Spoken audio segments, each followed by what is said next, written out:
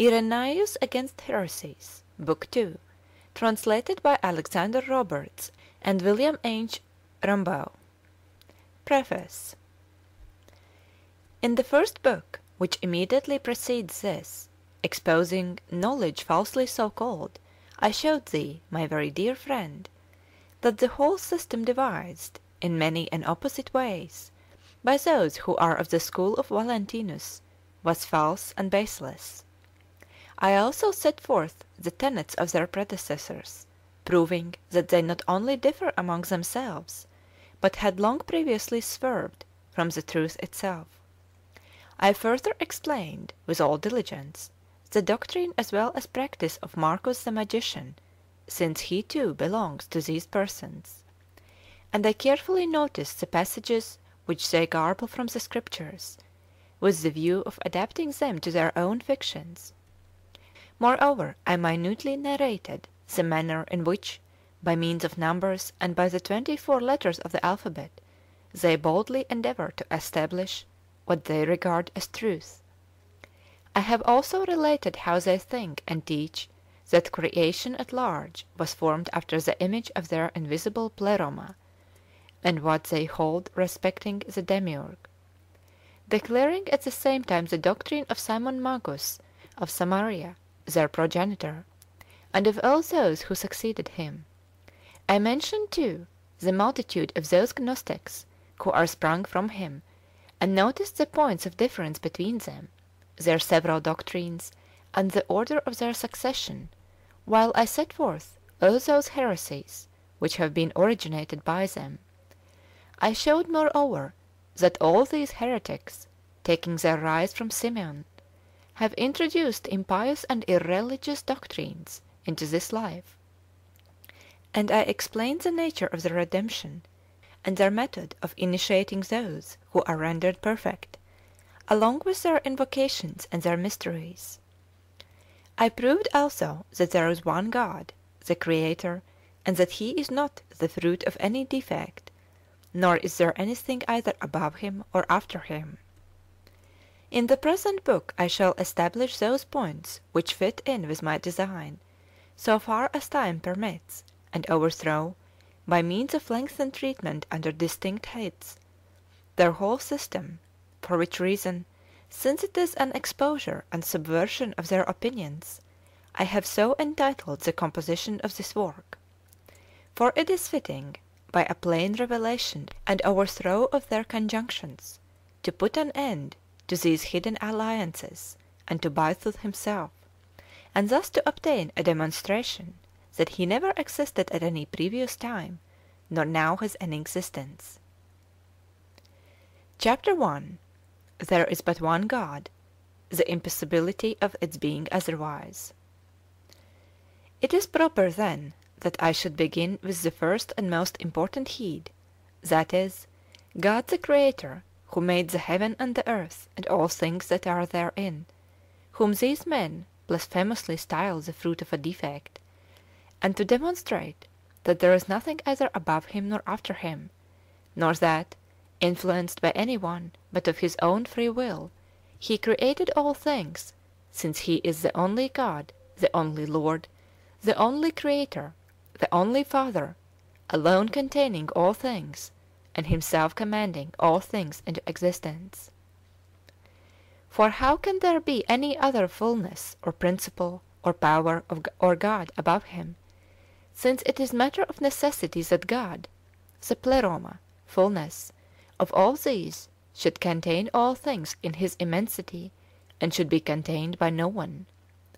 But if there is anything beyond Him, He is not then the Pleroma of all, nor does He contain all. For that which they declare to be beyond Him will be wanting to the Pleroma, or, in other words, to that God who is above all things. But that which is wanting and falls in any way short is not the Pleroma of all things. In such a case, He would have both beginning, middle, and end, with respect to those who are beyond Him. And if He has an end in regard to those things which are below, He has also a beginning with respect to those things which are above. In like manner, there is an absolute necessity that he should experience the very same thing at all other points, and should be held in, bounded, and enclosed by those existences that are outside of him. For that being who is the end downwards, necessarily circumscribes and surrounds him who finds his end in it. And thus, according to them, the Father of all, that is he whom they call Proon or Proarche, with their Pleroma, and the good God of Marcion, is established and enclosed in some other, and is surrounded from without by another mighty being, who must of necessity be greater, inasmuch as that which contains is greater than that which is contained. But then that which is greater is also stronger, and in a greater degree Lord, and that which is greater and stronger and in a greater degree Lord must be God. Now, since there exists, according to them, also something else which they declare to be outside of the Pleroma, into which they further hold there descended that higher power who went astray, it is in every way necessary that the Pleroma either contains that which is beyond, yet is contained, for otherwise it will not be beyond the Pleroma.